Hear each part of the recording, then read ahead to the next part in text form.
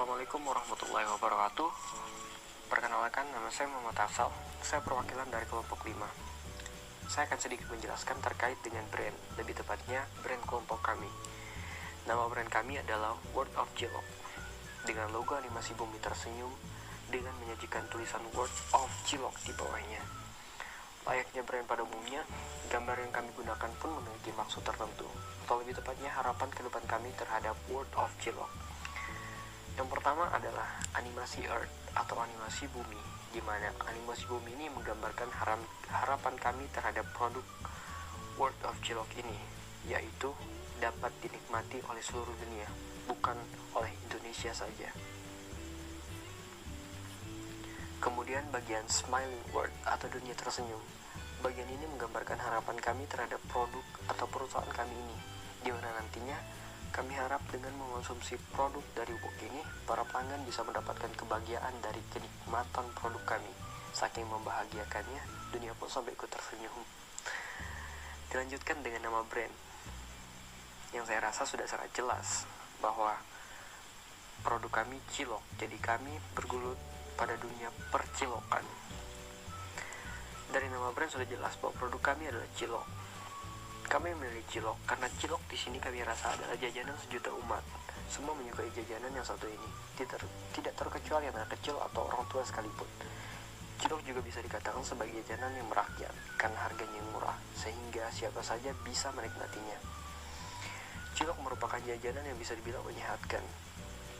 Pakar kesehatan menyebutkan bahwa mengonsumsi cilok yang terbuat dari tepung tapioka ini mengandung beberapa macam kandungan seperti selenium, tembaga, mangan, besi, kalsium, asam fosfat, asam pantotenat, serta vitamin B2. Beberapa manfaat yang bisa didapat dari mengonsumsi cilok ini adalah menjaga kesehatan tulang, menjaga berat badan agar tetap ideal, jadi sangat cocok untuk ciwi-ciwi yang sedang menjalani program diet. Jadi bisa makan banyak cilok tanpa takut berat badan naik. Manfaat lainnya adalah menjaga tekanan darah dan mencegah anemia. Melancarkan pencernaan juga menjadi salah satu manfaat mengonsumsi cilok ini. Tapi bagaimana dengan cilok yang kaya akan manfaat ini dipadukan dengan bahan-bahannya juga kaya akan manfaat? Hal inilah yang ingin kami kolaborasikan pada produk kami ini. Salah satunya adalah vegetable cilok.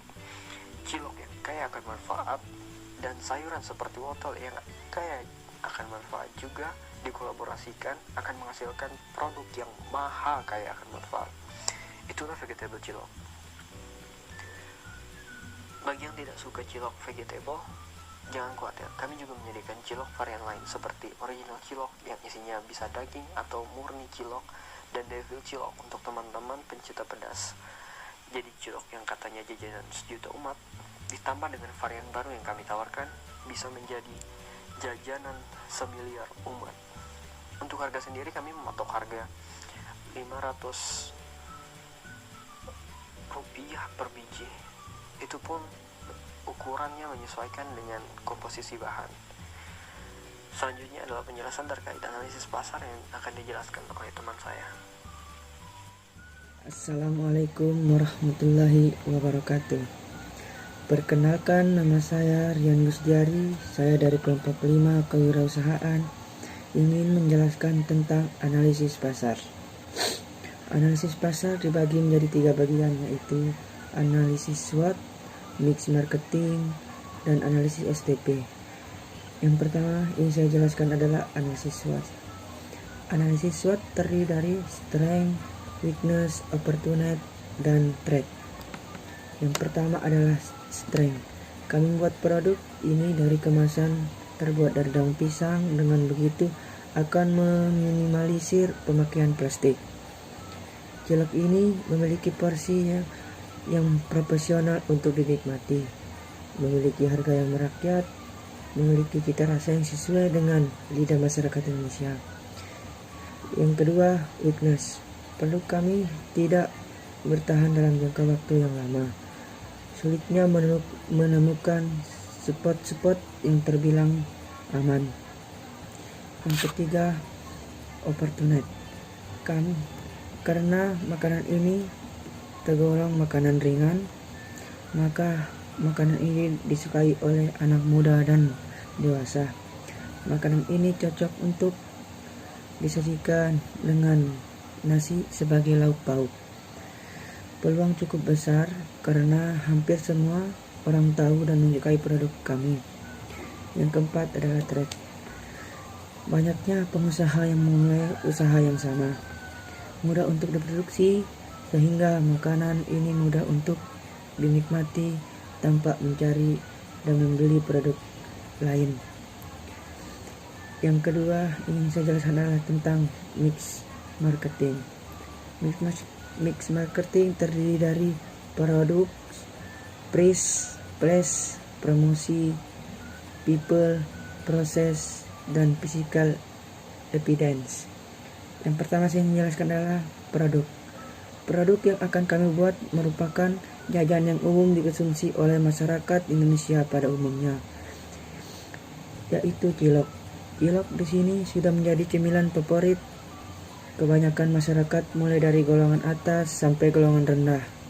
Menyukai jajanan yang satu ini, kami memiliki cilok bukan tanpa alasan, dan karena cilok ini dibilang produk segala golongan umur dan sebagainya, kami berusaha untuk meningkatkan nama cilok ini sendiri. Cilok ini umumnya memiliki komposisi yang sangat sederhana, yaitu tepung tapioka dan bumbu-bumbu tertentu sesuai kemampuan sang pembuat. Yang kedua saya ingin jelaskan adalah price. Harga dari produk cilok kami rencananya akan kami pasarkan dengan harga 500 per biji, 500 rupiah. Sama dengan harga di pasaran, karena kami tidak ingin memahalkan jajanan yang terkenal murah ini, dan kami tidak ingin cilok ini dinikmati oleh sebagian kalangan saja. Tapi kami ingin semua kalangan mampu menikmati inovasi jajanan kami ini. Yang ketiga adalah place atau lokasi. Lokasi penjualan menjadi hal pokok dalam menjual produk. Untuk itu, kami memiliki lokasi, ada tempat yang cukup ramai dan berpeluang tinggi untuk kami dekorasi yang bisa dibilang ramai, misalnya dekorasi kosong di pinggir jalan yang memungkinkan menjual produk. Kami untuk saat ini mungkin masih dibilang di pinggir jalan, tetapi rencananya jika perusahaan kami berjalan dengan lancar, kami akan berusaha menyewa sebuah ruko yang strategis. Yang selanjutnya adalah promosi. Promosi merupakan sesuatu upaya untuk memperkenalkan produk kita kepada masyarakat. Dan di sini kami berencana untuk mempromosikan produk kami kepada teman-teman dan keluarga kami melalui pesan berantai. Cara ini bisa dibilang cukup efektif karena pemanfaatan fitur kemudian yang ditawarkan oleh teknologi ini, orang-orang jadi lebih mudah mengenal produk kita tanpa harus datang langsung berkenalan dengan produk ini sendiri. Dengan mengirimkan brosur yang berisi introducing tentang produk kami, para calon pembeli jadi lebih mudah mendapat informasi tentang produk yang kami buat, mulai dari lokasi kami berjualan, apa saja yang kami jual, dan harga produk kami. Cara lain yang akan kami gunakan adalah dengan membagikan stiker usaha kami kepada pembeli yang datang membeli agar memperbesar peluang produk kami dikenal oleh masyarakat luas. Yang selanjutnya adalah people. Orang yang terlibat dalam proses produk sampai proses pemasaran ini masih hanya kami berlima saja. Jika kemungkinan kami akan berusaha untuk mencari orang yang cocok untuk diajak bekerja sama, dilihat dari beberapa aspek kemampuan dimiliki dan dibutuhkan. Kedepannya kami akan tetap mengembangkan pengetahuan kami tentang produk ini dengan melakukan eksperimen untuk membuat inovasi terbaru dengan cilok ini. Yang terakhir adalah proses pembuatan produk kami akan kami lakukan dengan memperhatikan beberapa hal, Untuk proses produk kami akan berusaha semaksimal mungkin agar alat-alat yang kami gunakan tetap steril. Kemudian untuk proses penjualan akan kami lakukan sendiri. Kami juga akan tetap berusaha untuk menjaga standar kebersihan, baik kebersihan dalam penyajian sampai pengemasan. Dan yang terakhir, saya ingin menjelaskan tentang analisis STP.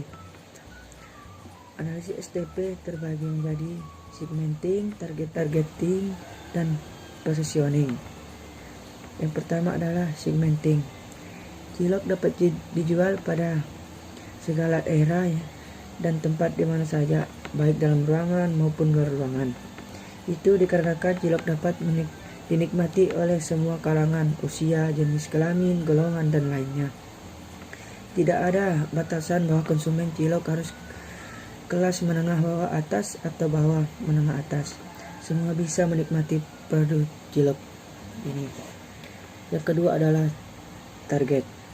Untuk target cilok ini dapat mencapai keuntungan yang tinggi, yaitu dari konsumen rata-rata anak sekolahan, mahasiswa, orang dewasa, atau bahkan semua kalangan, karena cilok ini merupakan makanan yang memang enak, unik, dan selalu dicari oleh semua orang. Yang ketiga adalah posisi. Cilok memposisikan diri sebagai cemilan yang dapat divariasikan, misalnya seperti membuat cilok goreng dan lain-lain. Untuk bumbunya juga akan kami buat lebih bervariasi, misalnya untuk cilok goreng menggunakan tambahan saus dan mayones. Untuk menciptakan inovasi baru lagi, mungkin kami akan memproduksi tidak hanya ada varian cilok goreng saja, namun juga ada varian cilok lainnya. Dalam arti pada cilok tersebut isinya ada beragam. Umumnya biasanya cilok yang ukuran sedang diisi telur atau telur puyuh, tetapi kami akan membuat sesuatu yang berbeda. Demikian yang bisa saya sampaikan. Wabillahi taufiq wal hidayah. Wassalamualaikum warahmatullahi wabarakatuh. Assalamualaikum warahmatullahi wabarakatuh. Nama saya Rifki Apandi dari kelas TP Genap, NIM J1B019092. Saya akan mempresentasikan analisis biaya dari perusahaan kami. Sebelumnya, apa sih biaya itu? Biaya itu merupakan suatu pengeluaran ekonomis yang diperlukan untuk perhitungan suatu proses produksi. Ada juga yang dinamakan dengan biaya produksi. Biaya produksi adalah akumulasi dari semua biaya-biaya yang diperlukan untuk proses produksi untuk menghasilkan suatu produk atau barang. Biaya-biaya tersebut meliputi biaya bahan baku, biaya tenaga kerja, biaya operasional barang atau pabrik, dan lain sebagainya. Biaya produksi harus diakumulasikan secara cermat untuk kemudian dihitung dan dibandingkan dengan laba kotor perusahaan. Selanjutnya, dalam sebuah perusahaan, untuk menentukan biaya produksi, kita harus menentukan terlebih dahulu fixed cost dan variable cost-nya. Apa sih itu fixed cost dan variable cost? Fixed cost atau biasa kita sebut dengan biaya tetap adalah suatu biaya yang dikeluarkan oleh perusahaan dalam keadaan konstan atau umumnya senantiasa tidak berubah walaupun mengalami peningkatan maupun penurunan jumlah barang atau jasa yang dihasilkan. Dapat dikatakan juga bahwa biaya tetap tidak terpengaruh sama sekali dari perubahan dalam aktivitas bisnis yang dijalankan oleh perusahaan.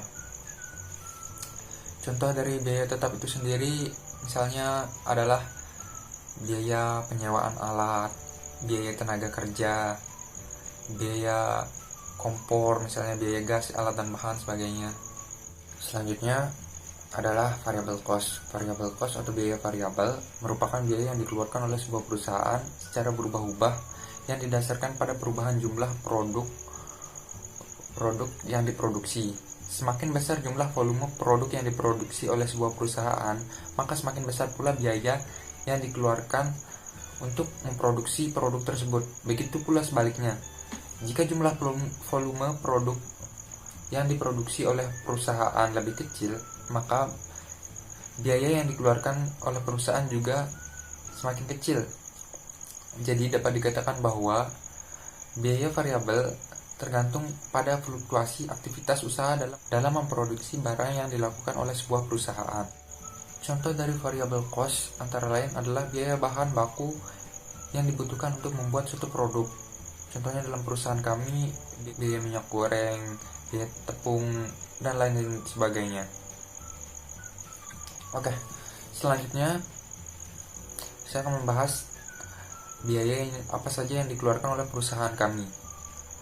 Pada perusahaan kami, jumlah fixed cost yang dikeluarkan bisa diasumsikan sebesar 121.000 per tahunnya.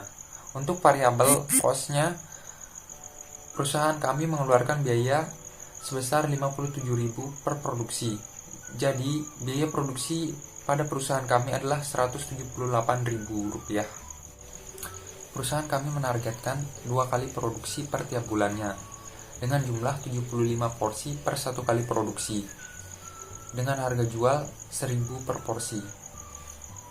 Keuntungan kotor yang diperoleh jika semua produk habis terjual adalah 75.000. Untuk menentukan keuntungan bersihnya adalah keuntungan kotor kita kurangi dengan variable cost. Jadi keuntungan bersih yang diperoleh dalam 1 kali produksi adalah 18.000. Dalam 1 bulan, perusahaan kami bisa menghasilkan keuntungan 36.000, dan dalam per tahunnya kami bisa mendapat keuntungan 432.000. Untuk menghitung keuntungan bersih per tahunnya adalah keuntungan bersih dikurangi dengan fixed cost atau biaya tetap. Jadi keuntungan bersih yang perusahaan kami peroleh dalam 1 tahun adalah 432.000 dikurangi 121.000, yaitu 311.000. Dan jika ingin meningkatkan keuntungan perusahaan, ada beberapa indikator yang berpengaruh, seperti jumlah porsi per produksi, harga per porsi, dan produksi per bulannya. Saya rasa cukup sekian. Terima kasih.